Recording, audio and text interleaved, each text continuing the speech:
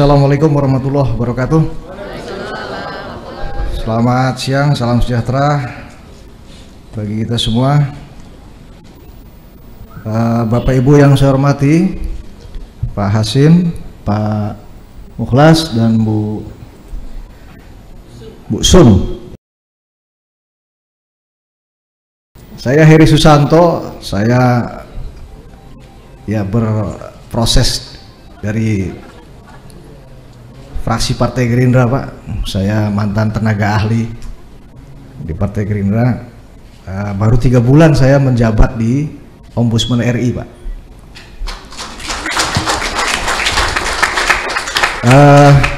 Saya sudah siapkan slide, mohon dibantu. Judulnya adalah disabilitas dan hak pelayanan publik.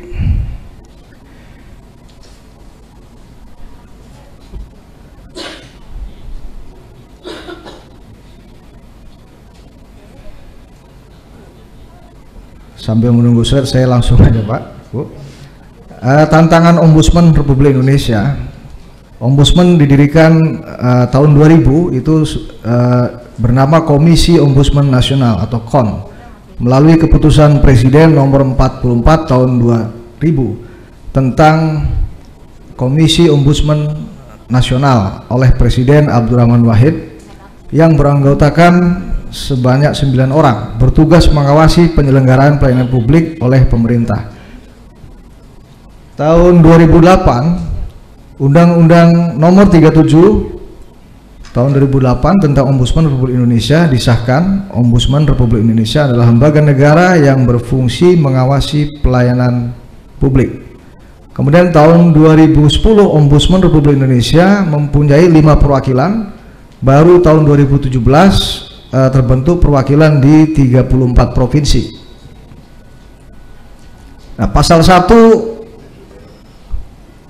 angka 1 Undang-Undang Nomor 37 tahun 2008, Ombudsman adalah lembaga negara yang mempunyai kewenangan mengawasi penyelenggaraan pelayanan publik, baik yang diselenggarakan oleh penyelenggara negara dan pemerintahan, termasuk yang diselenggarakan oleh BUMN, BUMD, dan BHMN, serta badan swasta atau perseorangan yang diberi tugas menyelenggarakan pelayanan publik tertentu yang sebagian atau seluruh dananya bersumber dari APBN dan atau APBD.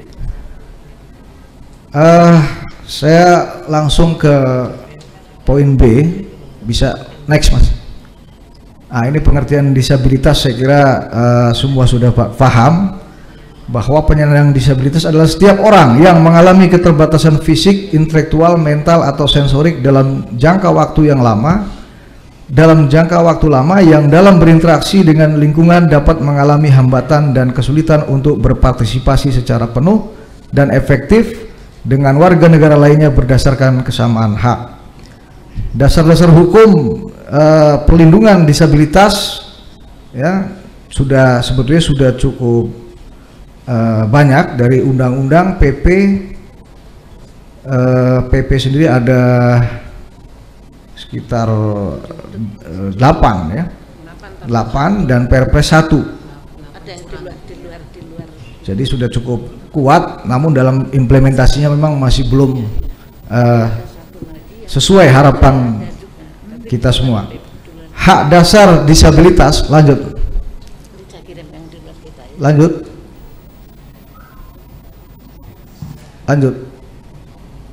ya. Hak dasar disabilitas yang pertama adalah hak hidup, kemudian bebas dari stigma, kemudian privasi, keadilan dan perlindungan hukum, perlunya pendidikan, perlunya pekerjaan, kewirausahaan dan koperasi, serta aspek kesehatan dan tentu saja politik.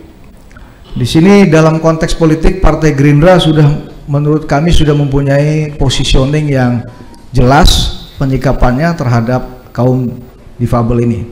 Lanjut. Nah, contoh pelayanan disabilitas mental atau ODGJ terkait dengan ruang perawatan atau rehabilitasi umumnya masih berupa teralis besi dan mayoritas aktivitas termasuk aktivitas pribadi, mandi, buang air dan lain-lain dilakukan di dalam ruang tersebut.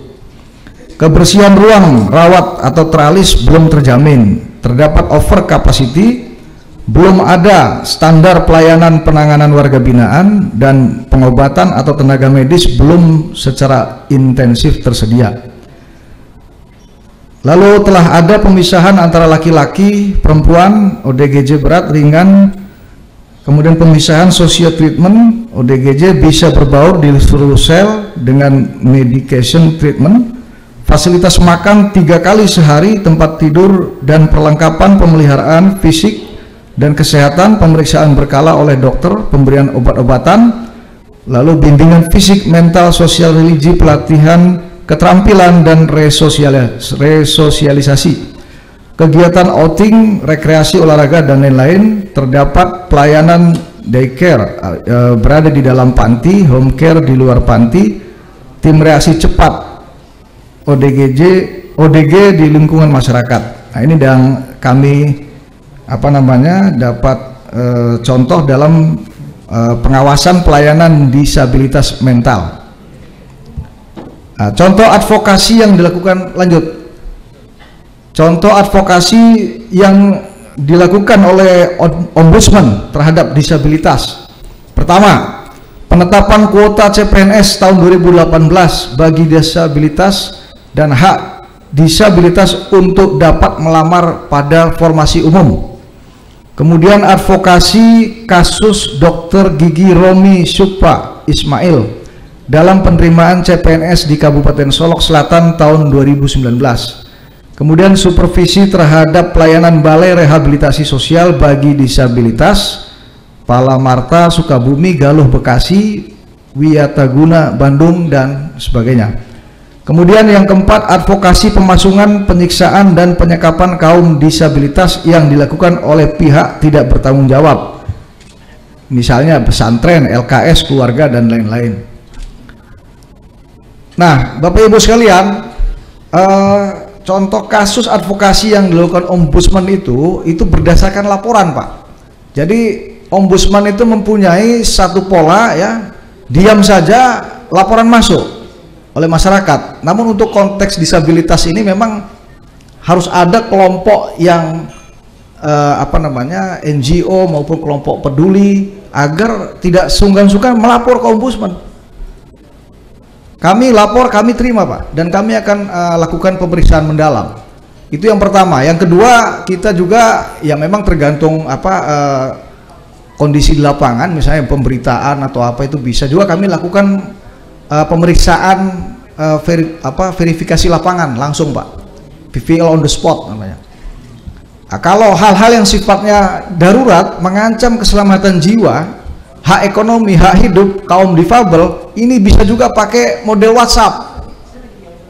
Cukup WhatsApp, Pak, karena kalau pakai laporan formal mungkin kaum difabel agak sulit. Jangankan menyusun dokumen, buat surat aja mungkin agak ada keterbatasan. Nah, dengan WhatsApp cukup tulis kronologi peristiwa yang dialami, kirim KTP,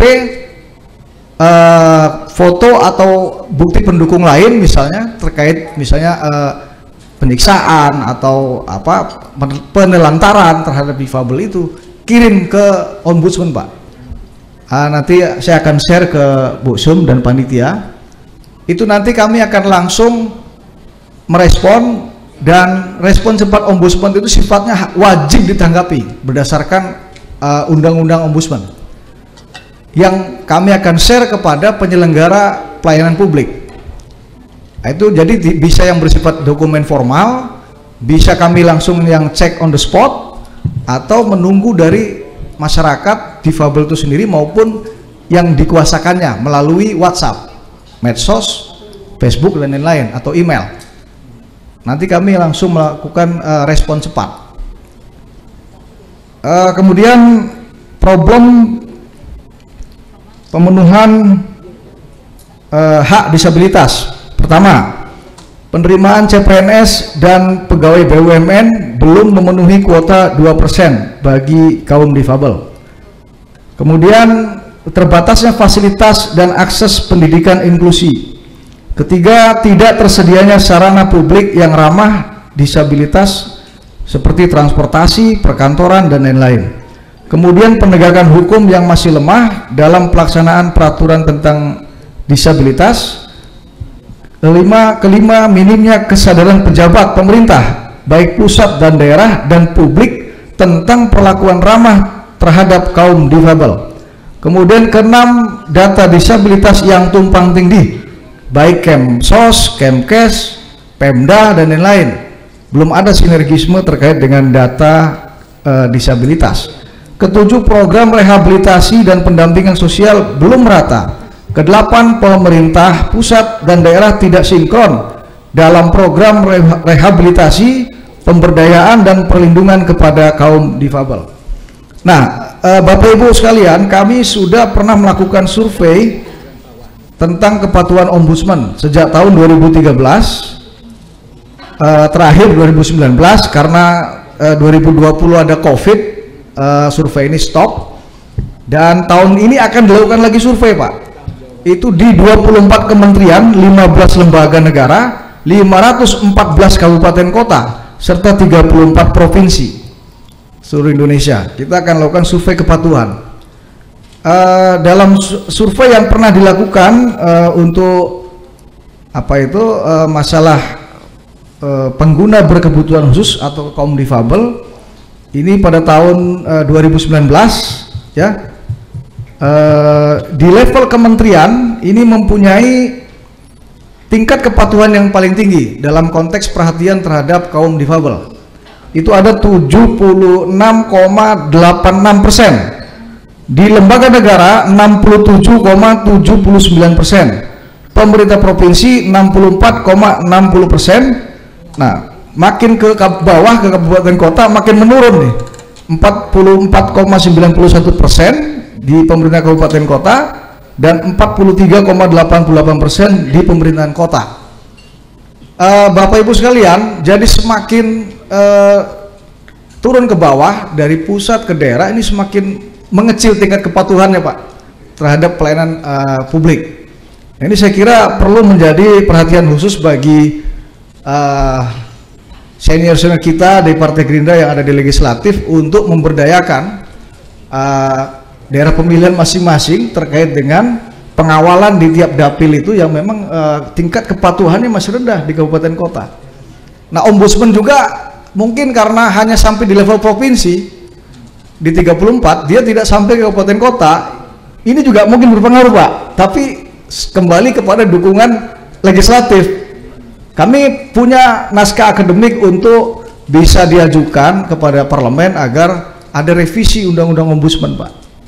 Ini di Komisi 2. Kami berharap ya kalau memang dibutuhkan ombudsman sampai ke kabupaten kota, maka akan kuat pengawalan terhadap penyelenggaraan pelayanan publik. Tapi ini lagi-lagi ujungnya kepada politik anggaran. Prinsipnya kami siap, Bapak Ibu, kalau memang dipercaya dengan sekarang pun meski keterbatasan struktur, SDM, dan anggaran, kami tetap bergerak. Bahkan akan dilakukan survei ke seluruh kabupaten kota dan 34 provinsi. Iya. Berdasarkan hasil survei yang tadi disampaikan, dapat disimpulkan bahwa pelayanan publik di Indonesia belum memberikan pelayanan kepada penyandang disabilitas sesuai amanat Undang-Undang Nomor 25 Tahun 2009 tentang pelayanan publik. Nah, tentu saja ini merupakan pekerjaan rumah bagi pemerintah untuk mendorong penyelenggaraan pelayanan publik tersebut kepada kaum difabel yang harus lebih peka dalam konteks pemberian pelayanan penyandang disabilitas. Hasil survei tersebut ditegaskan juga bahwa kemampuan birokrasi untuk menerjemahkan pelayanan publik bagi kaum difabilitas ini sangat minim, karena selama ini birokrasi hanya menerjemahkan layanan publik ya untuk kaum disabilitas itu yang sifatnya standar dan umum. Nah, akibatnya mereka tidak akan bisa responsif memenuhi pelayanan publik bagi masyarakat yang berkebutuhan khusus.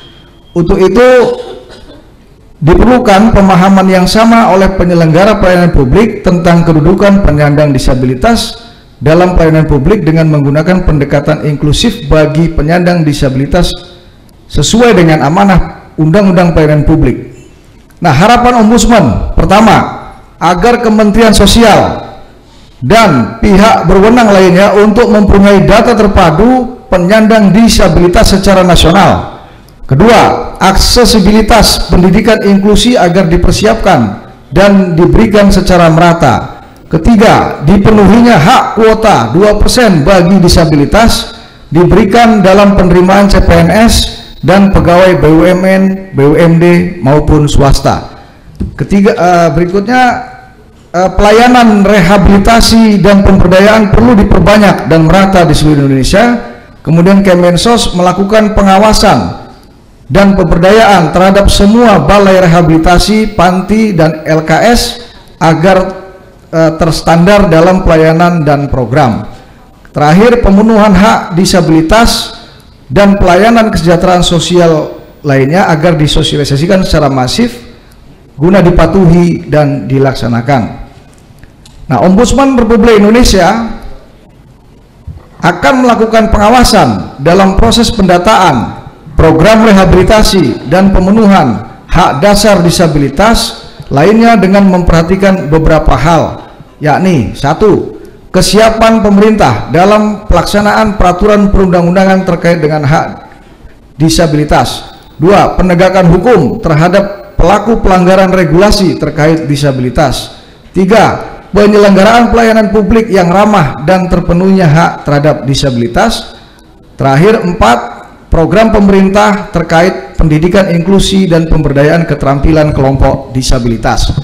Bapak Ibu yang saya hormati, Ombudsman sudah melakukan 4 rapat koordinasi dengan 4 Menko yang ada di Indonesia. Hal ini baru pertama dilakukan oleh Ombudsman kali ini, karena sebelumnya ini ada kesan bahwa pimpinan Ombudsman yang 9 orang itu termasuk saya, Pak, itu harus di belakang meja katanya. Nah, setelah kami cermati, ketika Ombudsman di belakang meja ini salah, maka kami harus melakukan koordinasi dan kerjasama. Nah, baru dimulai dengan 4 Menko, kemudian nanti kami akan melangkah dengan pimpinan DPR, dengan pimpinan DPD, pimpinan BPK dan BPKP, serta penyelenggara lembaga negara lainnya, agar kita ingin membangun engagement untuk para penyelenggara pelayanan publik ini bisa menjalankan rekomendasi Ombudsman terkait saran perbaikan dalam penyelenggaraan pelayanan publik. Karena sampai hari ini masih banyak yang tidak patuh, Pak. Masih banyak yang tidak patuh. Nah, kami berharap dengan dukungan pemerintah, lembaga negara dan lembaga tinggi negara, nanti juga kami dengan parlemen, Pak Mulas, tidak hanya dengan Komisi 2, Pak. Kita pengen dari Komisi 1 sampai 11 Ombudsman ini berkoordinasi dan kerjasama. Nah, itu saya kira strategis, karena DPR juga mempunyai peran pengawasan dan peran legislasi. Ombudsman pengawasan eksternal dalam pelayanan publik itu sendiri. Iya. Nah, terakhir dengan eksekutif, kami alhamdulillah sudah terbentuk, Bu, terkoneksi dalam forum aparatur pengawas internal pemerintah. Nah, ini kami sudah terconnecting, sehingga dengan demikian ada kolaborasi antara eksekutif, legislatif, dan penyelenggara pelayanan publik, termasuk partisipasi masyarakat. Kami siap, Pak Hasim, menerima laporan dari berbagai elemen masyarakat, baik merupakan laporan formal yang mempunyai dokumen lengkap, misalnya terkait dengan harapan perubahan regulasi, kemudian bisa dengan PVL on the spot, cek lapangan langsung di TKP, atau menerima laporan respon cepat Ombudsman berupa WhatsApp, medsos, dan sebagainya. Sehingga ini langsung kita akan koordinasi dengan penyelenggara pelayanan publik, khususnya terkait dengan masalah disabilitas. Demikian saya kira, Bapak Ibu, terima kasih atas perhatiannya. Assalamualaikum warahmatullahi wabarakatuh. Salam sejahtera.